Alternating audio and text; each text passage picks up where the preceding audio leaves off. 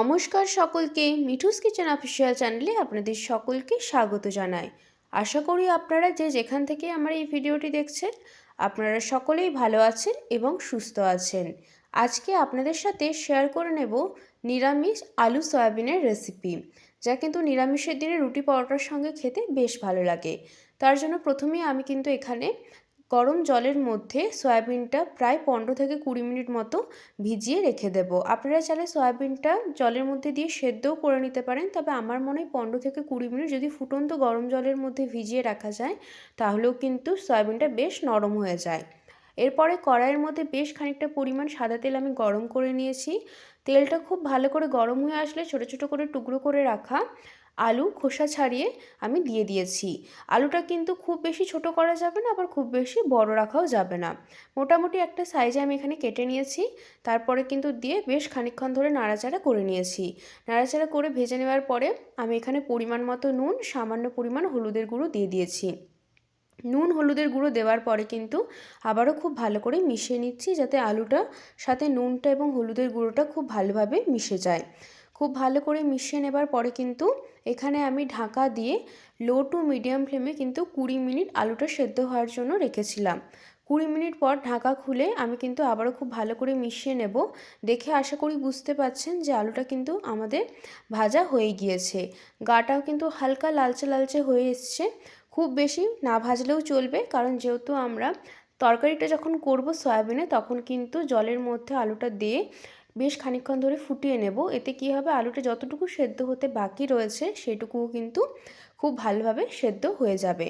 আর আলুটা কিন্তু আমাদের 80% সেদ্ধ হয়ে গিয়েছে, যেহেতু আমি ঢাকা দিয়ে 20 মিনিট মতো লো টু মিডিয়াম ফ্লেমে রান্না করে নিয়েছিলাম, সেই জন্য কিন্তু আলুটা আমাদের 80% মতো সেদ্ধ হয়ে গিয়েছে। আমাদের কিন্তু এখানে আলুগুলো আমি এখানে একটি পাত্রের মধ্যে তুলে নিয়েছি। তারপরে কিন্তু একটা পেস্ট বানিয়ে নেব মশলার। তার জন্য কিন্তু মিক্সিং জারের মধ্যে আমি একটা মাঝারি সাইজের টমেটো কুচি করে নিয়ে নিয়েছি। টমেটো কুচি নেওয়ার পরে কিন্তু এখানে আমি 2টো আদার কুচি দিয়েছি।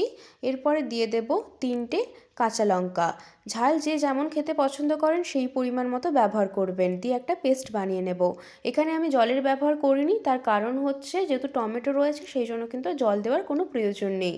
এরপরে কড়াইয়ের মধ্যে বেশ খানিকটা পরিমাণ সর্ষের তেল গরম করে নিয়েছি। তেলটা গরম হয়ে আসলে কিন্তু আমি এখানে দিয়ে দিয়েছি সামান্য পরিমাণ হিং। হিংটা দেওয়ার পরে কিন্তু আদা, টমেটো, কাঁচা লঙ্কার যে পেস্টটা করে রেখেছিলাম সেই পেস্টটাও কিন্তু আমি এর মধ্যে দিয়ে দিয়েছি। পেস্টটা দেওয়ার পরে কিন্তু বেশ খানিকক্ষণ একটু নাড়াচাড়া করে নিয়েছি, যাতে টমেটো এবং আদার যে কাঁচা গন্ধটা থাকে সেটা যেন চলে যায়। তারপরে দিয়ে দিয়েছি বেশ খানিকটা সমস্ত গুঁড়ো মশলা। গুঁড়ো মশলার মধ্যে ব্যবহার করেছি ধনের গুঁড়ো, জিরের গুঁড়ো, কাশ্মীরি লঙ্কার গুঁড়ো এবং হলুদের গুঁড়ো। দেওয়ার পরে কিন্তু মশলার সাথে গুঁড়ো মশলাটা খুব ভালো করে কষিয়ে নিতে হবে। আমি এখানে লাল লঙ্কার গুঁড়ো আর ব্যবহার করিনি, পুরোটাই কিন্তু কাঁচা লঙ্কার ঝালেই এই তরকারিটা হবে। মশলার সাথে খুব ভালো করে কষিয়ে নিয়েছি। যতক্ষণ না অবধি মশলা থেকে তেল ছেড়ে আসছে ততক্ষণ অবধি কিন্তু মশলাটা খুব ভালো করে কষিয়ে নিতে হবে। মশলাটা আমাদের মোটামুটি ভালো করে কষানো হয়ে গিয়েছে। ঠিক এই পর্যায়ে দিয়ে দিয়েছি পরিমাণ মতো নুন। নুনটা দিয়েও কিন্তু খুব ভালো করে মশলার সঙ্গে আমি এখানে মিশিয়ে নেব। মিশিয়ে নেওয়ার পরে কিন্তু দেখুন আমাদের মশলাটা থেকে কিন্তু তেল ছেড়ে এসছে এবং কড়াইয়ের গা থেকেও কিন্তু মশলাটা ছেড়ে আসছে, তার মানে বুঝতে হবে মশলাটা আমাদের কষানো হয়ে গিয়েছে।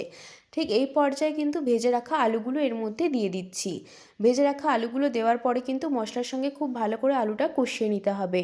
এইভাবে যদি সয়াবিনের তরকারি রান্না করা যায় তাহলে কিন্তু সয়াবিন না ভাজলেও চলবে। আমি কিন্তু এখানে সয়াবিনগুলো ভাজবো না, তাতেও কিন্তু খুব জুসি হয় সয়াবিনটা খেতে, তরকারিটাও কিন্তু বেশ ভালো লাগে। সম্পূর্ণ নিরামিষ একটি রেসিপি, নিরামিষের দিনে রুটি, পরোটা, লুচির সঙ্গে খেতে কিন্তু বেশ ভালো লাগে। বাড়িতে কিন্তু অবশ্যই এই রেসিপিটি একবার ট্রাই করার অনুরোধ রইল। মশলার সঙ্গে আলুটা আমি কষিয়ে নিয়েছি, কষানো আমাদের কিন্তু হয়ে গিয়েছে। দেখুন কত সুন্দর লাগছে দেখতে। মিনিট 5 সময় নিয়ে কিন্তু আমি মশলার সঙ্গে আলুটা কষিয়ে নিয়েছি। আলুটা কষানো হয়ে যাওয়ার পরে কিন্তু আমি যে সয়াবিনগুলো ভিজিয়ে রেখেছিলাম গরম জলের মধ্যে, জল ঝরিয়ে নিয়ে হাতের সাহায্যে জলটা কিন্তু খুব ভালো করে নিগড়ে নিতে হবে। তারপরে কিন্তু ওই মশলা এবং আলুর মধ্যে সয়াবিনগুলো কিন্তু এর মধ্যে দিয়ে দেব। সয়াবিনগুলো দেওয়ার পরে কিন্তু আলু, মশলা সাথে কিন্তু সয়াবিনটা খুব ভালো করে কষিয়ে নিতে হবে। যে কোনো তরকারির স্বাদ কিন্তু যত ভালো কষানো হবে ততই কিন্তু বেশি হয়। তার জন্য কিন্তু আমি হাতে সময় নিয়ে 7 থেকে 8 মিনিট সয়াবিনটা মশলার সঙ্গে এবং আলুর সঙ্গে খুব ভালো করে কষিয়ে নিয়েছি মিডিয়াম টু হাই ফ্লেমে গ্যাসের ফ্লেমটা রেখে। দেখুন আমাদের কিন্তু এখানে খুব ভালো করে সয়াবিন এবং আলুটা মশলার সঙ্গে কষানো হয়ে গিয়েছে, দেখে আশা করি আপনারা বুঝতে পারছেন। এইভাবে যদি তরকারিটা করা যায় তাহলে কিন্তু সয়াবিন ভাজার কোনো প্রয়োজন নেই। সয়াবিন ভেজে রান্না করলে সয়াবিনগুলো চিমড়ে হয়ে যায়, খেতে কিন্তু ভালো লাগে না। আর এইভাবে একবার তরকারি বানিয়ে দেখবেন সয়াবিনের, এতে কি হবে, সয়াবিনগুলো জুসি থাকে এবং খেতেও বেশ ভালো লাগে। এইভাবে যদি আপনারা বানাতে চান নিরামিষের দিনে একবার হলেও কিন্তু এই রেসিপিটি ট্রাই করে দেখতে পারেন। আশা করছি আপনাদের খুবই ভালো লাগবে। আমাদের কিন্তু সয়াবিন আলু কষানো হয়ে গিয়েছে, ঠিক এই পর্যায়ে কিন্তু বেশ খানিকটা পরিমাণ জল দিয়ে দিয়েছি। তরকারিটা কিন্তু আমি গা মাখা করব, খুব বেশি গ্রেভি রাখবো না, সেই জন্য কিন্তু একদম সামান্য পরিমাণে আমি এখানে জলের ব্যবহার করেছি। জলটা দেওয়ার পরে কিন্তু খুব ভালো করে মিশিয়ে নিচ্ছি। যত ভালো করে মেশানো হবে ততই কিন্তু তরকারির স্বাদটা ভালো আসবে। দেখুন আমি কিন্তু এখানে মশলার সঙ্গে খুব ভালো করে মিশিয়ে নিয়েছি, এরপর একটু ফুটতে শুরু করেছে, ঠিক সেই পর্যায়ে কিন্তু আমি ঢাকা দিয়ে 10 মিনিট মতো লো টু মিডিয়াম ফ্লেমে রান্না করে নেব। এতে করে কি হবে, আলুটা যতটুকু সেদ্ধ হতে বাকি ছিল সেইটুকুও সেদ্ধ হয়ে যাবে এবং সয়াবিনটাও খুব সুন্দরভাবে কিন্তু জুসি হয়ে যাবে, মানে ভেতরে মশলাটা ঢুকে যাবে। ওপর থেকে কিন্তু আমি ঢাকা খুলে ধনেপাতা কুচি বেশ খানিকটা পরিমাণ দিয়ে খুব ভালো করে কিন্তু মিশিয়ে নিচ্ছি, যাতে খুব ভালো করে ধনেপাতাটা তরকারির মধ্যে মেশানো হয়ে যায়। আর আলুটা কিন্তু যতটুকু সেদ্ধ হতে বাকি ছিল সেটুকু কিন্তু সেদ্ধ হয়ে গিয়েছে। আর ভীষণ ভালো খেতে হয়। সামান্য বাড়িতে থাকা মশলা দিয়ে কিন্তু এই রেসিপিটা বানানো, কিন্তু স্বাদ কিন্তু অসাধারণ হয়। খুব ভালো করে কিন্তু আমাদের এখানে মেশানো হয়ে গিয়েছে। দেখুন আশা করছি আপনারা দেখে বুঝতে পারছেন যে আমাদের কিন্তু এই রেসিপিটা একেবারে রেডি হয়ে গিয়েছে। শুধুমাত্র আমি লাস্টে একটা স্পেশাল যাতে স্বাদ লাগে সেই জন্য কিন্তু আমি লাস্টে বেশ খানিকটা পরিমাণ গাওয়া ঘি আর গরম মশলার গুঁড়ো দিয়ে কিন্তু তরকারিটা সার্ভ করব। দেখুন আমাদের কিন্তু তরকারিটা খুব গা মাখা হয়ে গিয়েছে, দেখেই বুঝতে পারছেন খুব একটা কিন্তু গ্রেভি আমি রাখিনি এখানে। বেশ খানিকটা পরিমাণ আমি এখানে দিয়ে দিয়েছি গাওয়া ঘি, এবং গাওয়া ঘি দেওয়ার পরেই কিন্তু আমি এর মধ্যে দিয়ে দিচ্ছি বেশ খানিকটা পরিমাণ গরম মশলার গুঁড়ো। এতে করে কিন্তু এই তরকারির স্বাদটা আরও অতুলনীয় হয়ে যাবে। দেওয়ার পরে কিন্তু খুব ভালো করে মিশিয়ে নিয়েছি। আর এই তরকারিটা রুটি, পরোটা, লুচির সঙ্গে কিন্তু খেতে বেশ ভালো লাগে। একদম বেশি মাখো মাখো করেছি, বেশি কিন্তু গ্রেভি রাখিনি, খুব সুন্দর খেতে হয়। যারা বাড়িতে বানিয়েছেন তারা তো জানেন, যারা এই রেসিপিটি একবারও ট্রাই করেননি বাড়িতে তারা কিন্তু একবার হলেও আমার এই রেসিপিটি ফলো করে বাড়িতে বানিয়ে দেখার অনুরোধ রইল।